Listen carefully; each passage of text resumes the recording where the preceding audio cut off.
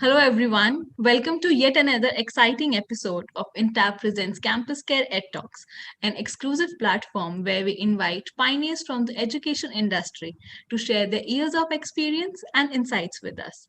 So, let me first introduce you to Entab. With an experience of more than 2 decades, Entab has been associated with more than 1,500 schools across India, evolving them to become new age digital campuses by providing them mature, futuristic ERP, CRM, and mobile apps. So, in today's session, we'll discuss about the impact of the pandemic on bilingual education. We'll understand that how can schools promote local language and community. We'll also learn that how can parents help in doing the same. So to discuss, we have Ms. Rachna Joshi, the principal of Shikshankur, the Global School, Dehradun. Thank you so much for coming, ma'am. Welcome. For her contribution to the field of education, ma'am has been awarded with the Principal of the Year Award, the Leadership Excellence Award, and many other accolades in her name. Welcome to the show, ma'am. We are honored to have you. Thank you, Isha. Thank you, Entab, for having me here today. And it's Shikshankur, the global school. It's in Dehradun. Shikshankur, it is called. Shankar. Okay. So it's in Dehradun and it's in Uttarakhand, of course. Okay. And also for all our lovely audience that are watching us right now, do remember to subscribe to the channel and hit the bell icon because we are coming up with some regular interesting blogs where you can have an insight into the corporate world. So, I'm starting. See, I like to know that how does your school promotes the local language and community? I mean, do you have any activities where people, your students interact with the locals? And how do you pursue with that? Yeah. So, Isha, how we go about trying to get ourselves locally involved with the community? See, when you consider Dehradun, Dehradun is a place with a lot of culturally involved people. So we've got a lot of Bengalis, we've got a lot of Punjabis, we've got a lot of Paharis, of course. They make up a whole lot of this thing. A lot of lot of Biharis, and so we've got a lot of from a number of states. We've got people here. So that ways, if you see, Dehradun is very rich that ways. So with diversity. So what we do with our children, what we do, yes, we let them go get involved with mainly the NGOs that we have in the city. Okay. So who are doing good work, who are doing the NGOs which are working for the old age homes, the NGOs which are working for the for the farming sector.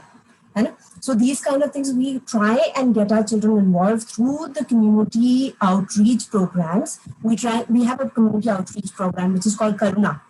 Okay. How we start locally trying to understand and locally trying to get involved with the people who are actually working in the community. So that's in and around the school primarily. And then trying to understand their issues and then trying to get to know them better also. But if we were to talk about, that would be our contribution to us, that would be class specific also, age specific also. Some would be involved with the orphanages, some would be involved with the local schools that are available, the government schools which are around our area. Would be involved with maybe the old age homes, some would be involved with maybe, like I told you, the farming and the gardening sectors. So this ways, what we're doing is different age groups meet different people in the community and then try and get involved and, problem solving and working on the projects. That is how we try and keep ourselves involved with the local community around the surroundings that we operate in. That's the way we do it. So, but if you were to talk primarily, so if you were to talk about language as such, yes, to talk mainly about, because we were talking about bilingualism. So, if you were to talk about language as such, it's like because we're from the north, so Hindi is what we're mainly talking with. So, and a lot of there is a lot of work that is happening in the hills also. We do take our children there. There is work happening in the hilly areas also, but then we have local children who are able to communicate like that with them also. So that's also possible. Also, ma'am, see, when small children, when they're in the growing age and if they are exposed to different cultures, definitely, especially in a country like India, they develop that sensitivity towards everyone and that acceptance to everyone. Because obviously, we have to accept everyone, and even from any culture, any religion, any race, it is all that we have to live together. So, definitely, Yes, I yes. hope that helps. Yes. And when we talk about globalization, we also realize it's become a very small world. Hmm. The more we are aware of multiculturalism, the fact that there are so many languages, the fact that people come from different cultures, and that makes us even more richer. And the sooner the children know about it, the better it is. Yes, ma'am. So I think right now when we talk about education, education can't just be what is happening inside the books or Hmm. inside the class. The Right. children need to move out and then need to feel the culture and need to feel the local community, and then that ways make themselves a part of that community. Yes, ma'am. As you talked about that world is one, especially being digital, how has your school, facilitated global collaborations? Because definitely in India, we are there and we are aware about Indians, but there are so many countries and so many amazing things happening all over the world. How do you make sure that, children are aware about that, those innovations and those practices? Yeah. So what we did is, especially when the pandemic happened, so especially with COVID happening earlier, maybe we would have taken smaller steps. But I think what happened last year with the pandemic, COVID coming in, what happened, everything like we went in greater speed in the sense we got more things inside. Maybe Hmm. the teachers access to a whole lot of things that were available outside, and maybe in our regular physical classrooms we were not so aware at all. We're so driven by the curriculum and trying to finish off things, trying to finish off the syllabus, we're not able to make that outreach Hmm. towards actually our children so much of global perspectives. So what we did is, because of the pandemics and all that, we got more involved with the maybe the sustainability goals. We started working, we started Right. actually giving more thought. Earlier, it was happening. We were doing sustainability efforts, but they were happening within our school. Hmm. So little that we were doing, maybe doing the little gardening, doing the little farming inside the school campus, doing the drip irrigation, doing the rain harvesting. But these were things that we were doing inside the school. But what happened is, with the pandemic and everything, and because everything became so accessible easily, Hmm. we started working a lot on the sustainability goals also. So Okay. yes, what is right now we're working on projects where we're trying to get ourselves on a platform, on a global platform, where we're recognized for what we're doing. So those are things that we've got access now to trying to put it on a global platform more easily, be more visible.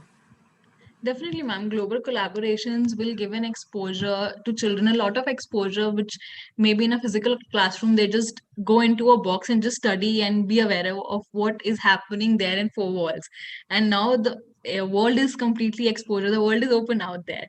So, ma'am, as you talked about teachers, what advice would you like to give to teachers who are from other maybe culture or language and they have to move out to a city and then they have to gel in the new culture where all children are from a same culture?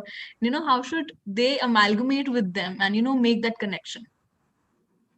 Yeah, so I think, Isha, what's important is that when we've chosen teaching as a profession, Right. this is something that we believe will happen. And we're so used to change, we're so used to taking up challenges. Right. And I think it's the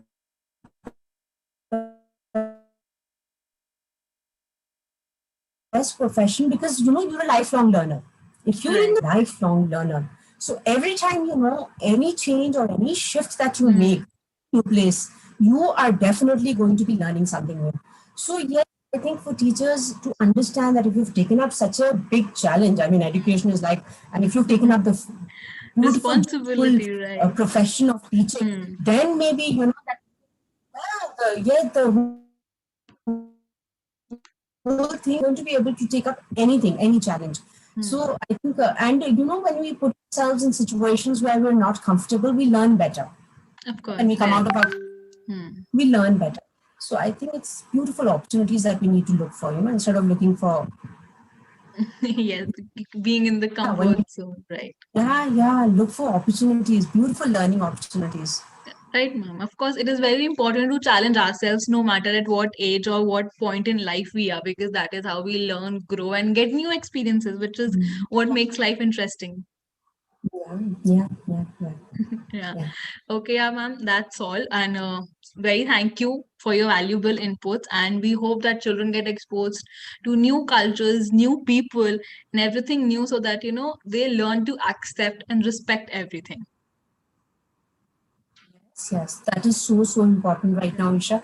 I think the main thing is acceptance of everybody because that is what is right now missing. The whole fact that we're not being tolerant of the other person, we're losing patience easily. So Right. yes, the value that we need to teach our children right now is of acceptance and tolerance and being able to easily set in with all the Right, diversity that ma'am. is, and that is the beauty of India. Yes, of course it is. So Well, ma'am, thank you thank so you. much. Thank you so Thank much. you so much. Thank you, Entab, for having me. And it's been nice talking to you.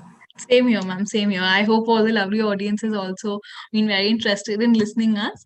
And thank you so much. Thank you everyone for joining in. Take care, ma'am. Thank Bye-bye. you so much. Thank you.